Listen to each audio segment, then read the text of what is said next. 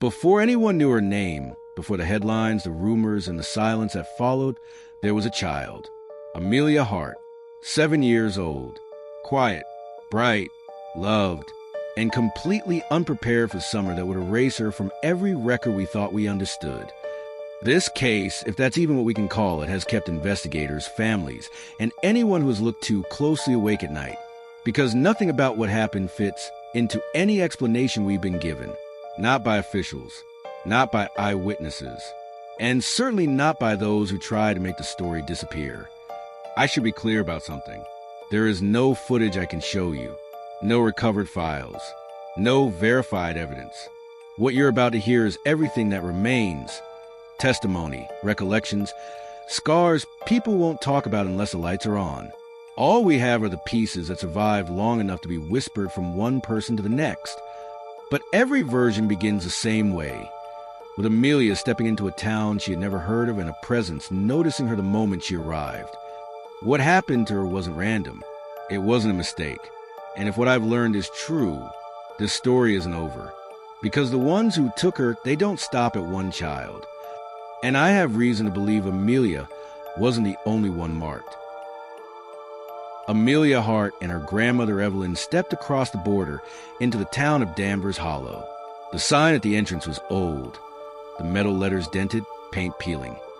And the air carried a strange weight, as if the town itself exhaled the moment they arrived. As the car tires rolled over the cracked asphalt of Main Street, everything felt wrong.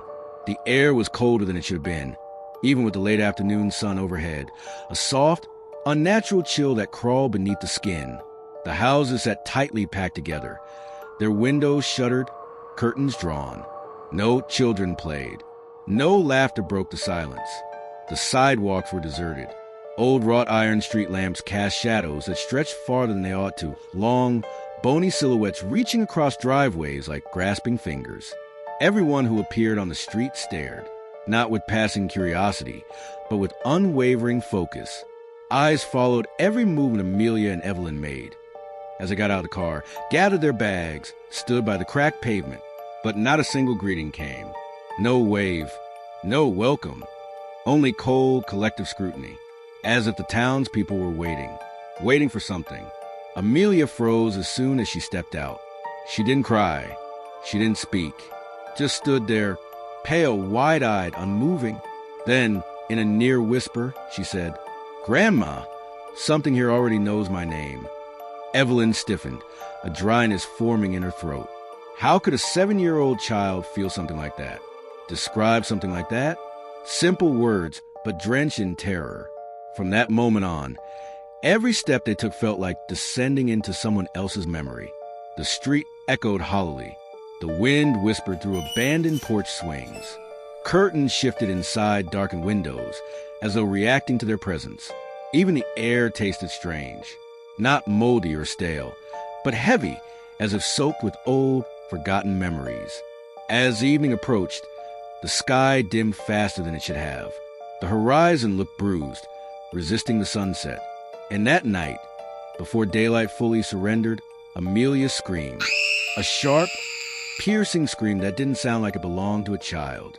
It tore through the hollow street, rattled windows, shook dust loose from rooftops. Doors slammed shut. Curtains snapped closed. The cold, unwavering stares from earlier dissolved into a brittle silence. No one ever discovered what she saw, because the world outside their windows turned impossibly dark, and all Evelyn could hear was that scream, echoing to the streets of Danvers Hollow. What could terrify a child so deeply on her first night? What had already reached out to her before they unpacked her suitcase? And most of all, who in Danvers Hollow had known her name before she spoke it? Night settled over Danvers Hollow like a curtain, heavy and unmoving. Inside Evelyn's small, weathered home on Willow Bend Road, Amelia was tucked into the guest room, an old space with floral wallpaper and a single wooden bed pushed against the wall. But the quiet didn't last. Sometime after midnight, Amelia jolted awake with a sharp gasp. Evelyn rushed in, thinking it was another nightmare. But the girl wasn't crying. She was sitting upright, stiff, eyes staring at the foot of the bed. "Something touched my feet," she said. Her voice was flat, uncertain, more confused and frightened. Evelyn checked the room, under the bed, behind the dresser, but nothing was there, only the cold draft that seeped from the cracks in the window frame. But when she turned back toward the bed, she noticed something she hadn't before. The lower edge of the wooden bed frame had thin, fresh marks carved into it. 3 lines, parallel, too high off the ground to be made by anything crawling. She traced them with her finger. The wood dust was still loose. The next morning, the strangeness widened. On the street, the townspeople did everything they could not to look at Amelia. Mothers crossed the opposite sidewalk. Old men turned away mid-step. Even the shopkeeper, who normally greeted everyone out of habit, dropped his gaze the moment Amelia entered his view.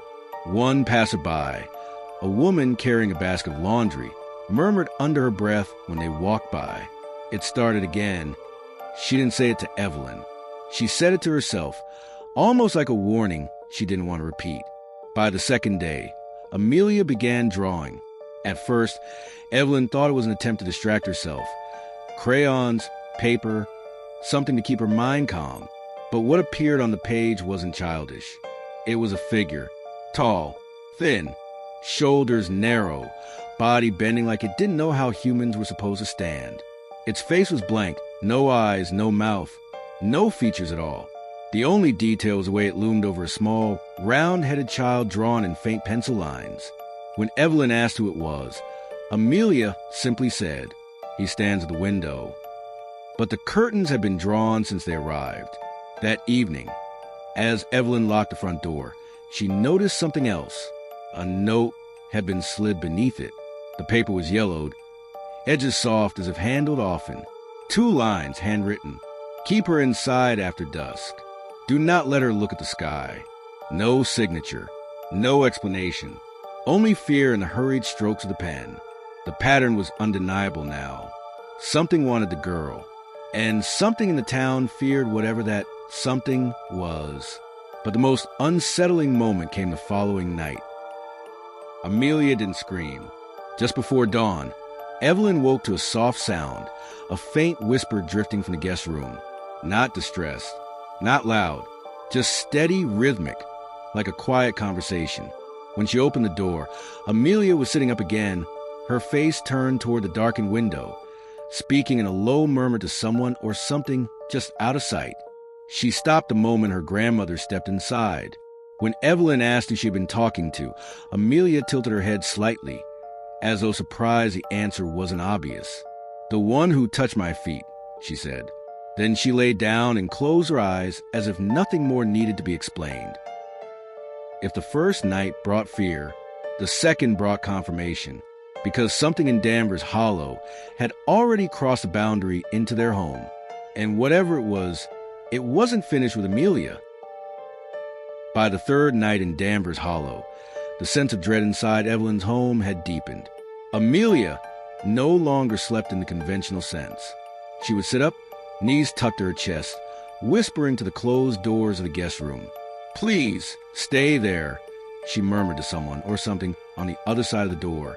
Her small voice was calm, almost coaxing, yet trembled with an awareness far beyond her age.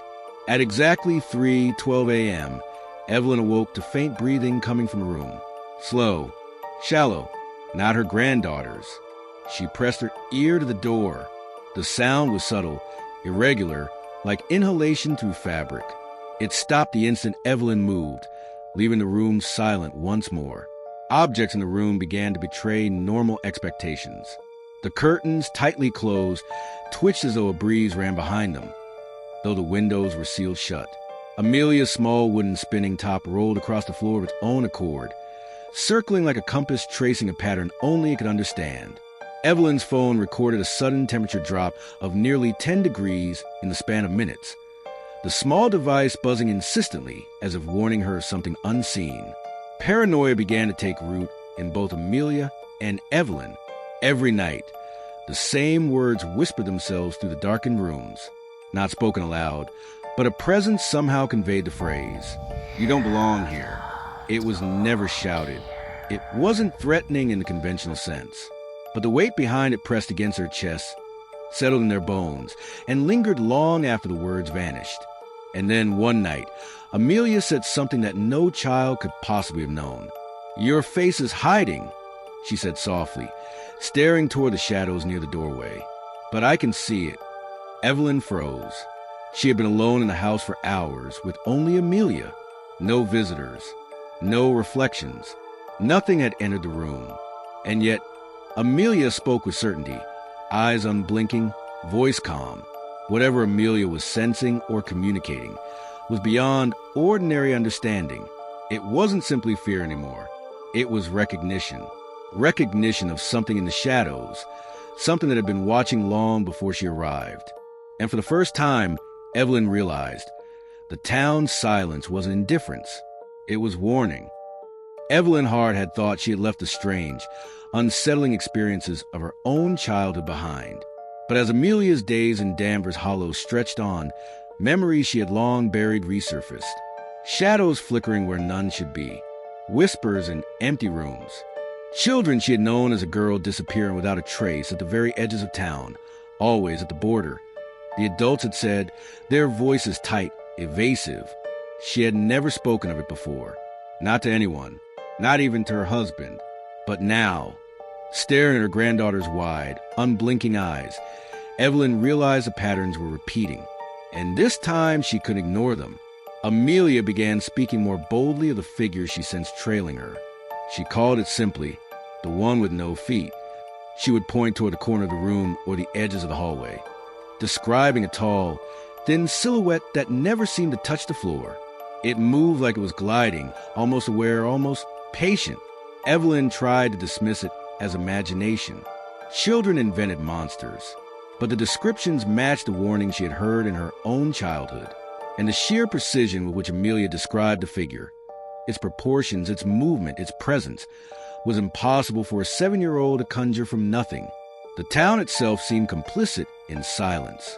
Windows shuttered, doors closed tightly, sidewalks empty.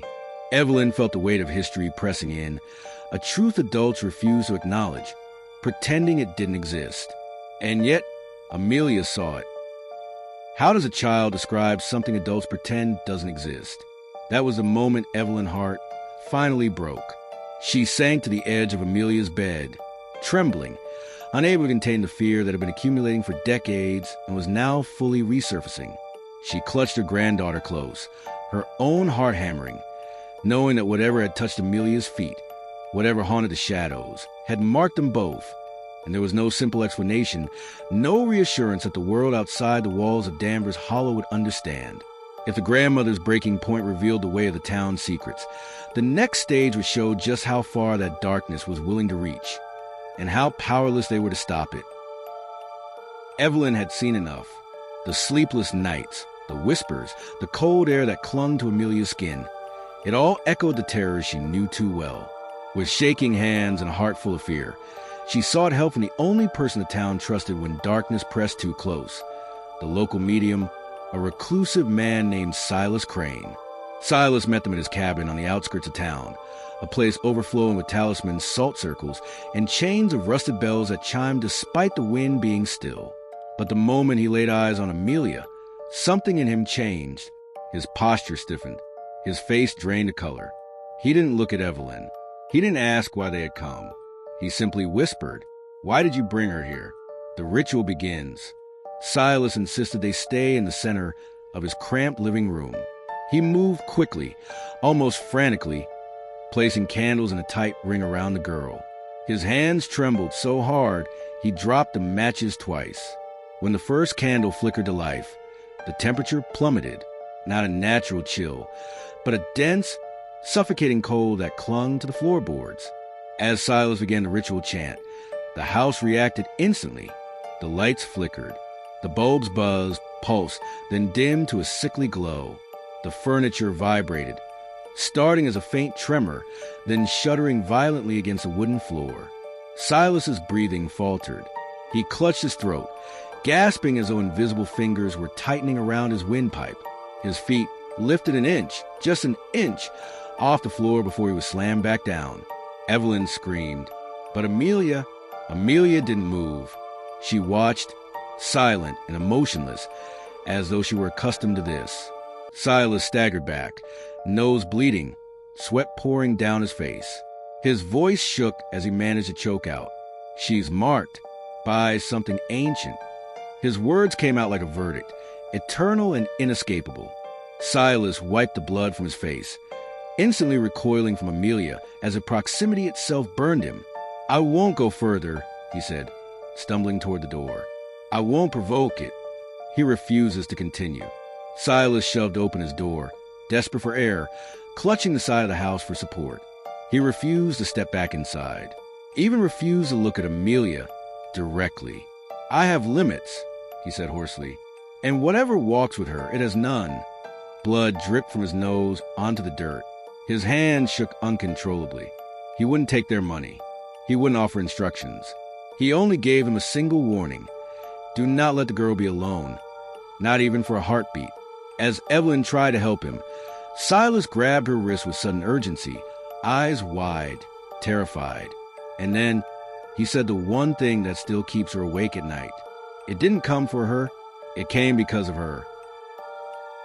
Silas Crane staggered back in the house, his breath sharp and uneven, eyes fixed on Amelia as though she were a burning brand.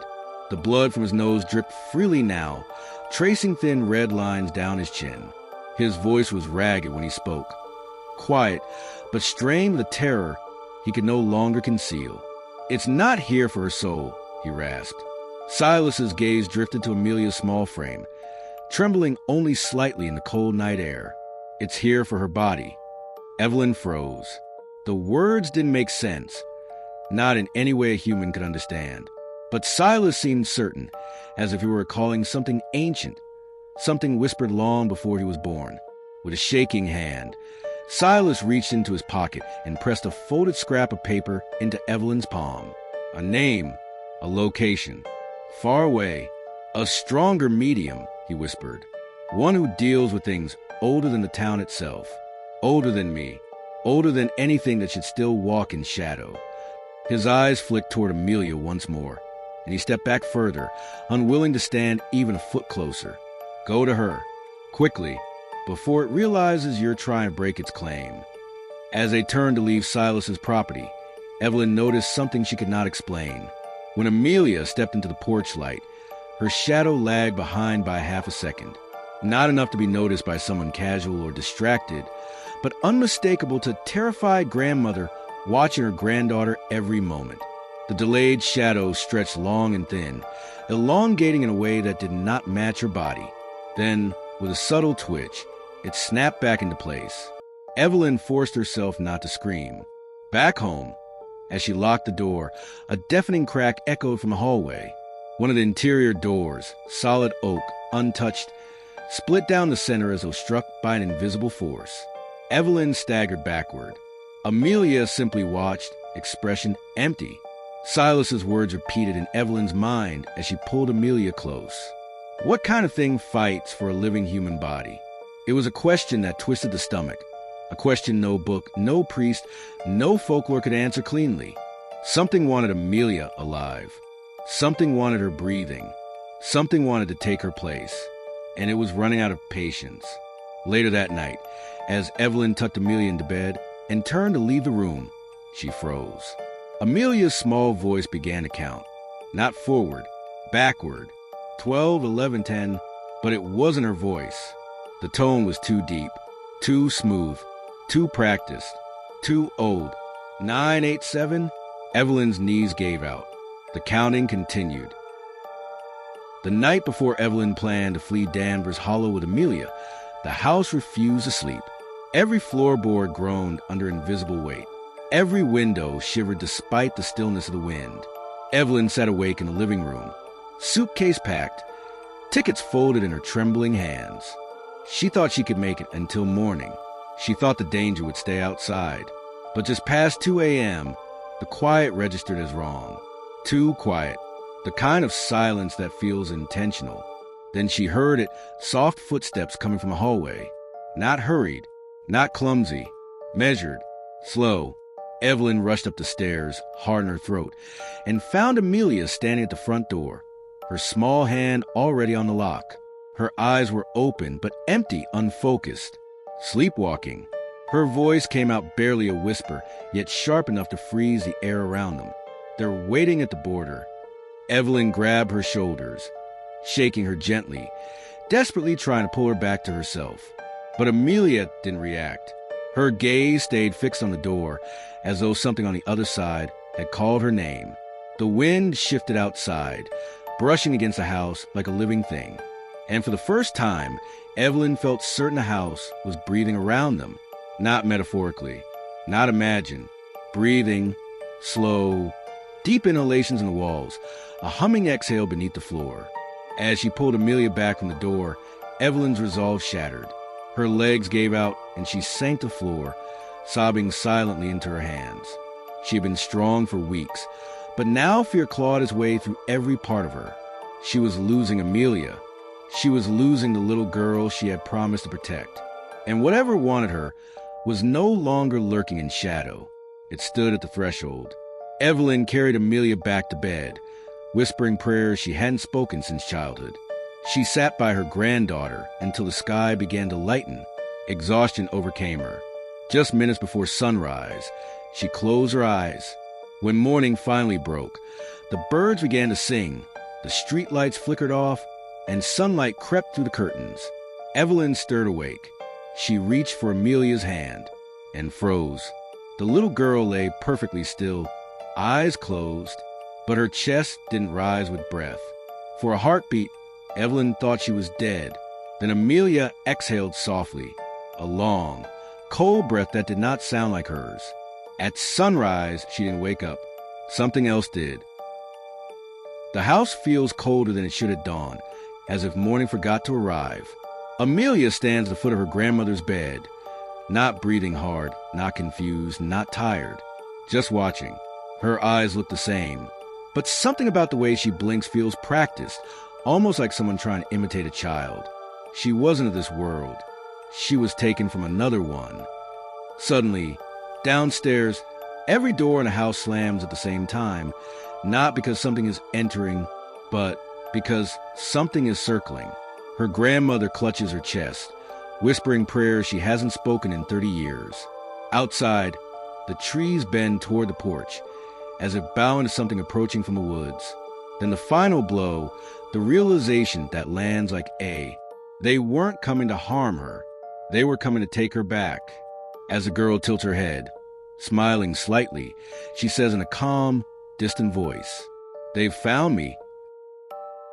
The parents burst through the front door before they've even shut the car off. They don't ask what happened, they can see it.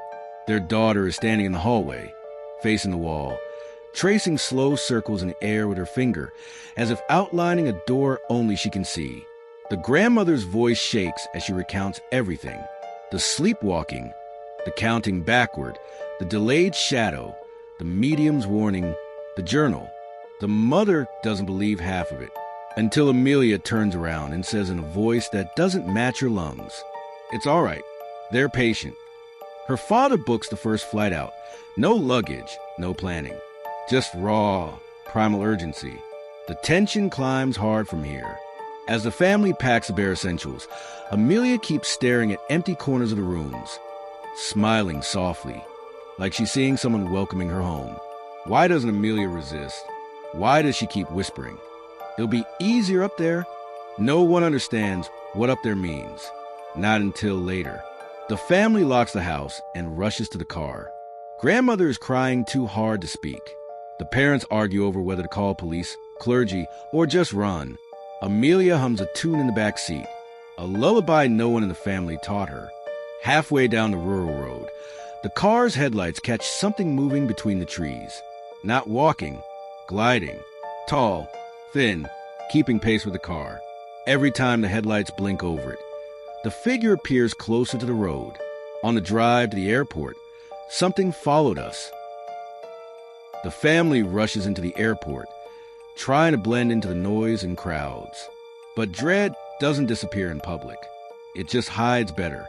Amelia walks slower than everyone else, her eyes fixed on the long line of security mirrors overhead. But something is wrong. In every mirror, her reflection is slightly delayed. and her head turns a fraction too far, as if it's trying to look at something behind her actual body. The mother tries to straighten her daughter's hair. In the mirror, Amelia doesn't move. A TSA worker examines their passports. He glances at Amelia's photo, glances at her face, then looks back with confused frown. Ma'am, her passport photo doesn't look like this. Her mother forces a nervous laugh. Kids grow fast. But the worker doesn't smile. He quietly calls for a supervisor until the lights above the counter flicker violently, buzzing like hornets. A sudden blast of cold sweeps across the terminal. Everyone rubs their arms. A baby starts crying. A stack of brochures slides off a table without being touched. It felt like something was already on the plane. As they hurry toward the gate, Amelia walks past a row of windows showing the runway. She pauses, points. It won't follow us past the border. No one knows what she means by the border. The grandmother grips her rosary. The father pulls Amelia along, whispering, "Just keep walking." They're almost at the gate, almost safe. She was wrong. The lights in the hallway flicker once, twice, then go out completely. The cabin lights dim as the plane ascends through thick clouds, swallowing the world below.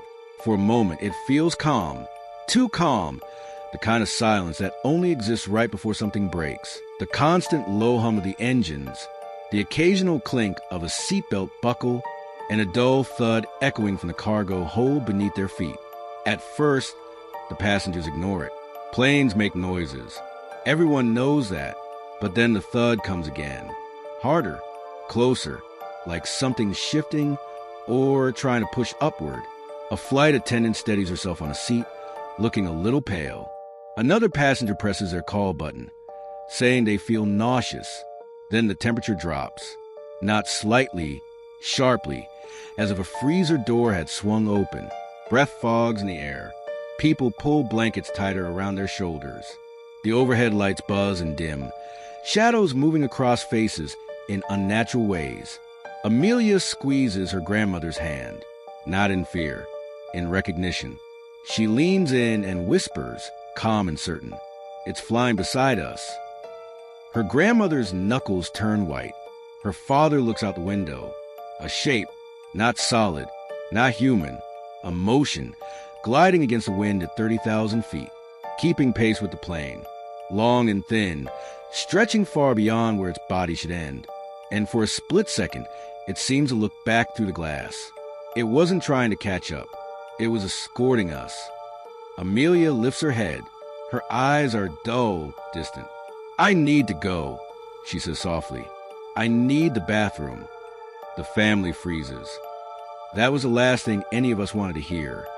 Because when she stepped into that narrow aisle, everything we've been running from finally boarded the plane.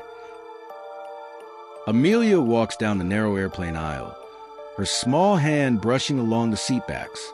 Each step seems lighter, slower, almost as if she's being led. Passengers glance up, uneasy.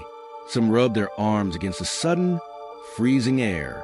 She reaches the bathroom door, pushes it open, and as it clicks shut behind her, the overhead light begins to flicker. Not the normal airplane flicker, but violent. Strobing pulses that cast long, jerking shadows down the corridor. A man in row 22 winces and says he hears something. A flight attendant approaches, frowning. Then it starts, soft crying, from inside the bathroom. Not the kind of crying a frightened child makes, but choked, strained sobs, as if someone were trying to cry with a mouth not meant for it. The grandmother rises, trembling. "Amelia," she calls out. The crying cuts off. Cleanly, instantly, silence. The plane seems to hold its breath. The flight attendant taps on the bathroom door gently. "Sweetheart, are you all right?" No answer. She knocks harder. Still silence. Passengers begin turning in their seats. Something is wrong. Deeply wrong. The attendant tries the handle. Locked. Her voice tightens. "We're opening it." Another crew member joins, and with a coordinated shove, the door bursts open.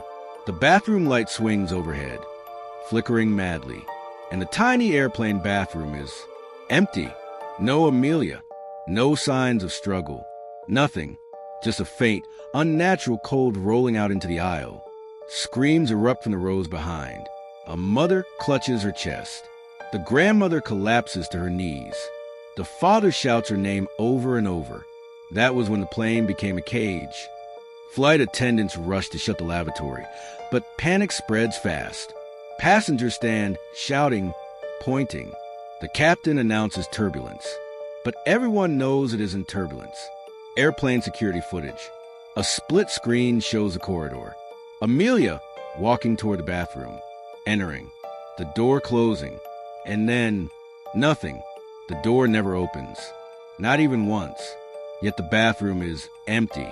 Then, in the bottom right camera, a shadow slides across the aisle, long and thin, though no one walks there. The footage proved one thing: no one came out. But something left. The plane touches down harder than it should, jolting every passenger in their seats. The runway is already lined with emergency vehicles, flashing blue and red lights, strobing across the windows. Inside the cabin, no one speaks, not even the crew. The doors open to paramedics, security officers, and officials in dark uniforms who board without hesitation. They move with purpose, formation, and something else: expectation, as if they knew. The grandmothers escorted off the plane in shock, trembling, repeating the same words over and over. She was right there.